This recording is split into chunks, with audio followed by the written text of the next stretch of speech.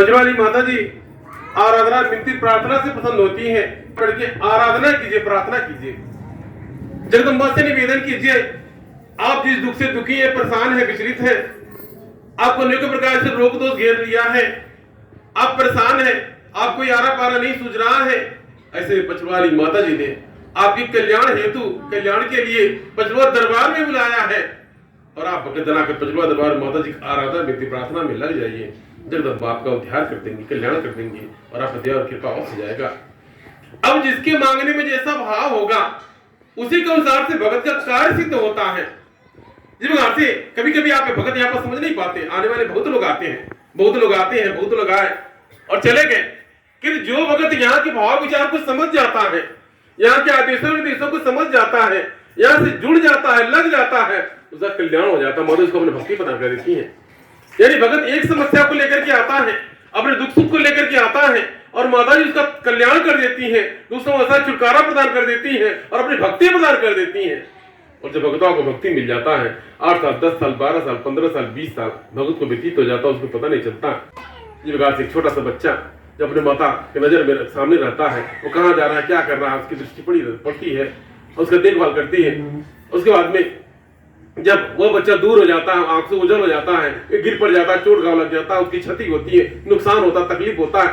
उसी प्रकार से आप भी जगदम्बा के अबोध बालक हैं, अबोध संतान है। आप भी जगदम्बा की छत्र छाया में, जगदम्बा की दया दृष्टि में, जगदम्बा के आंचल के छले अगर आप भगतजन लगे रहेंगे, जुड़े रहेंगे, जगदम्बा महामाया की दृष्टि आप पर बनी रहेगी। आपको सोखा हो जाता आंतरिक से, आपका भरमरा प्रकार खत्म हो जाएगा। आपको जो तमाम प्रकार से दुख ब्याह जो समस्या आते हैं उससे आपको छुटकारा मिल जाएगा और आपका कल्याण तैयार होगा और आपको समृद्धि आएगी। और जब जगदम्बा की छत्र छाया से, जगदम्बा की कृपा से, जगदम्बा के आंचल के छाव से आप दूर हो जाएंगे, वहीं पर आपको कहीं कहीं दुख आपत्ति विपत्ति का भोग करना पड़ेगा और आप अगर विचलित होकर भटकेंगे, तमाम सोखा हो जाता है, आपको भटकाएंगे और भटकते हुए इसका कोई समाधान नहीं दिखेगा, आपको आरा पारा नहीं दिखाएगा और आपको यही लगेगा कि संसार में आपको कोई उबारने वाला है या नहीं है। आपको यही समय ऐसा ही लगेगा, आपका समय खराब हो गया है, आप परेशान हो गए, दुखी हो गए, आपको कोई उबारने वाला नहीं है।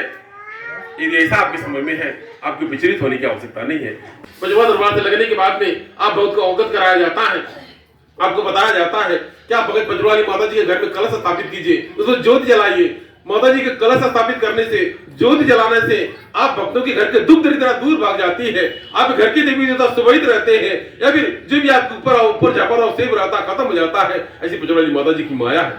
यदि आप चाहते हैं कि आपके घर के दुख दरिद्रता खत्म हो जाए, आप बजवाली माता जी की भक्ति में लग जाइए। इनका उनका कहा सुना छोड़ करके अब जगदम्बा महामाया के चरण में शरणागत हो जाइए। कोई भी दुख हो, कोई परेशान हो, कोई भी कारण हो, आप चाहते हैं कि आपके कारण का निवारण हो जाए, तो जगत जननी जगदम्बा महामाया के आराधना विनती प्रार्थना में लग जाइए, बजवा दरबार से लग जाइए। किसी प्रकार से बड़े से बड़ा कोई असाध्य रोग है, कोई बीमारी है, कोई दुख, कोई समस्या है, आपको जगदम्बा महामाया के द्वारा कल्याण किया जा रहा है, उद्धार किया जा रहा है, आपको विस्तृत भटकने की आवश्यकता नहीं है। तो यदि आपके अलौकिक रूप से कुछ समस्या है, जिसका भी कभी होता है, जैसे आप रोजी पूजी आप कमाते हैं, आपकी रोजी बरकत नहीं हो रहा, आप सोचते हैं आपका काम विपरीत हो जा रहा है, आप दुखी और परेशान रह रहे हैं, आप घर में कोई रोग बीमारी है, आप परेशान है, कोई असाध्य रोग है जिस कारण से आप दुखी परेशान है, यदि सचमुच में यदि कोई अलौकिक कारण है, उस अलौकिक कारण से अगर आप दुखी और परेशान है, आपको उसका कारण बताया जाता है कि आप माता जी का पूजन कर दीजिए, उसका निवारण बताया जाता है कि आप माता जी का पूजन करा लीजिए। जब माता जी की दया हो जाएगी, कृपा हो जाएगी, आप पर छत्र छाया हो जाएगी, सब कुछ ठीक ठाक हो जाएगा। तो यदि कोई अलौकिक कारण होता है तो जगदम्बा महामाया का पूजन कराने से आपका अलौकिक कारण खत्म हो जाता है, भूत व्यार जादू टोना टोटका कारण खत्म हो जाता है। और जब आप भगवत को बताया जाता है, यदि कुछ बीमारी होता है, जिससे कुछ होता है, मतलब कुछ कैसे होता है, आपके घर में आपके मतलब शरीर में कहीं घाव बन गया, कट पिट गया या पोड़ा पंची होगा, तो क्या होगा, जहरीले पुगले ना ठीक होगा, उसके लिए पट्टी मलहम पट्टी चाहिए, दवाई चाहिए, तब जाके ठीक हो, तब सुखाएगा, नहीं तो बढ़ता जाएगा, दिक्कत बढ़ता जाएगा। तो फिर अब उसके लिए कृपा की भी आवश्यकता है, दवा दुआ दोनों की आवश्यकता है। आपका पूजा पाठ हुआ, माता जी की कृपा हो गई, प्राय देखने में आता है। मैं तो आपको अवगत हो, मैं तो आपको अंधविश्वास की भक्ति नहीं बताई जाती। आप कह रहे हैं अंधविश्वास में पड़े रहिए, बुधवा पहरिए दिव्य तो चक्र कल पड़े ना रहिए, ऐसा नहीं बताया जाता। आपको अवगत करा जाएगा, आप जाके कहीं इलाज करा लीजिएगा। इसका मतलब होगा यदि आपका कुछ अलौकिक कारण था वह खत्म हो गया, यानी अलौकिक कारण खत्म हो गया, अब जो आप दवा दुआ कराएंगे, जो इलाज कराएंगे, आपको कृपा हो जाएगा, दया हो जाएगा, वो दवाइयां सूट कर जाएगा। ऐसा होता है, सही हमेशा हो। जो कहते जैसे आपको जगह आपको उससे डॉक्टर है तो मेरा कुछ रोग बीमारी विषय पता चलता है, आप भगत जब आते हैं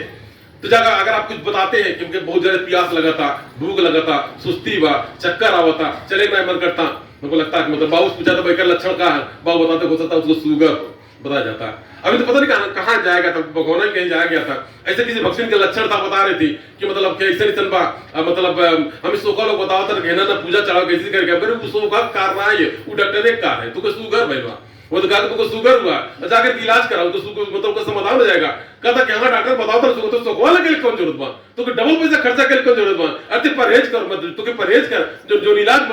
इलाज कर सोखा के कौन जरूरत बा। ऐसा इसके भक्त मधुबरा में भटक जाते हैं, मधुबरा में भटक जाते हैं। एक बार भैया से मतलब क्या नाम है गाजीपुर में कोई भक्ति ना आए मेरी बल्कि मतलब क्या नाम है कभी कभी ऐसा भी होता है मेरे बाबू से पूछा जाता है इसका लक्षण का कौन बीमारी का लक्षण है, कोई शुगर लो भी खत्म मतलब कब देर लो हो जाता है ये लोग जाते भैया पर बताया भक्ति करो गाजीपुर के भैया से बताया लगी कि हम कितना चीनी खा डाल लेकिन हमारा शुगर बढ़ा तो नहीं बात मैं भाई का मैंने बोरा बोरा आसमान हम कहना के मैंने कई बोरा चीनी खा डाल लियो लेकिन हमारा मतलब शुगर बढ़ा तो नहीं बात ऐसा का टाइप मेरे बाबू से पूछा कि हाँ ऐसा का होता है कि बढ़ा ठीक है लेकिन घटा ठीक नहीं है। इधर कैसे आप भगत जब आते हैं जब आप कुछ बताते हैं तो मतलब रोग बीमारी जैसे लगता है आपको उपाय बताया जाता है आप डॉक्टर चेक करा लीजिए जांच करा लीजिए आपका समाधान हो जाता है। सही में पंचमा दरबार ऐसा दरबार है मैंने हर तरफ से कल्याण। अब तो कुछ कम हो गया, पहले भगत जब आते थे मैंने बताया मैंने भगत जब आती थी और किसी का मतलब होता किसी अचानक पेट दर्द करने लगा कोई भी कारण हो सकता गैस बन क्या होगा वो तो कुछ दिक्कत होगा। पेट गड़ी के मतलब ये नहीं कोई भूत भी अच्छा पले बा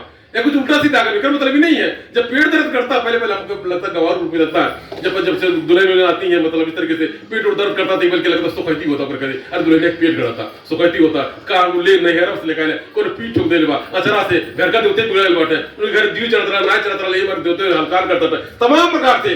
अब वो कारण नहीं है, अब आदमी सज्ञान हो गया मतलब हर कोई सज्ञान हो गया कोई कुछ इलाज लेता तब जाकर बाद भूत व्याध चक्कर बाद में चक्कर बाद में इस तरीके से तो वो समय खत्म हो गया। आज मेरे द्वारा आप भक्तों का मार्गदर्शन किया जाता है कि अंधविश्वास की भक्ति नहीं कीजिए, माता जी की भक्ति आराधना विनती प्रार्थना कीजिए। कुछ कभी ऐसा होता है कुछ रोग ऐसा होता है यानी जो कभी समाप्त होने का नाम नहीं लेता है। कुछ ऐसा जैसे किसी को अगर सफेद दाग है कुछ कुछ हो गया है किसी को इस तरीके से कुल मिलाकर कारण यह होता है मेरे पंचमा दरबार से लगने का मतलब ये हुआ उसके तक वही खत्म हो जाए ये उसी के तक कोई खत्म आगे न बढ़े कुल खानदान में न जाए आगे न बढ़े इसके लिए आपको पूजा पाठ बताया जाता है माता जी पूजा पाठ कराइए आप ही तक सीमित रह जाए आप खत्म हो जाए और जिन्हें पीढ़ी दर पीढ़ी न जाए। कुछ ऐसा रोग होता है बीमारी होता है जो पीढ़ी दर पीढ़ी जाता है उस आपकी पिंड से खत्म हो जाए। जिस प्रकार से आप घर का पूजा पाठ कराते जब घर बनवाते हैं घर का पूजा पाठ कराते हैं नींव पड़ता है पूजा पाठ कराते हैं तो पंचमा दरबार से पूजा पाठ कराने का मतलब ये हुआ जब आपका नींव पड़ रहा है आपका घर बन रहा है छत पड़ रहा है उसमें जो भूत प्यार उसे रहने जाए वो खत्म हो जाए वहां से खत्म हो जाए दूर हो जाए यानी भूत व्याह खत्म हो जाए ताकि निर्केवल होकर रह जाए। जब आप भगत के घर परिवार में नींव में घर परिवार में कोई भूत व्याह अवश्य रह जाएगा उसी को लेकर के पीढ़ी दर पीढ़ी मनैया परेशान रहता कि कितना कोई कहता मनई खोपड़ी बा कि कोई मनई गड़ा रहा है कि और कुछ रहा है तो ऐसा करता है। आज के जमीन में कहाँ मतलब बनी सुधारता है उसी प्रकार से आपके जीवन में कुल खानदान में अगर इस तरीके से कोई कलंक कोई टीका है या कोई दुख है इस तरह की परेशानी है आप माता जी की पूजा पाठ करके आप ही तक सीमित रह जाए आप ही तक समाधान हो जाए। आप भटको आपको भटकने की आवश्यकता न पड़े आप भक्त को ऐसा उपाय बताया जाता है समाधान बताया जाता है।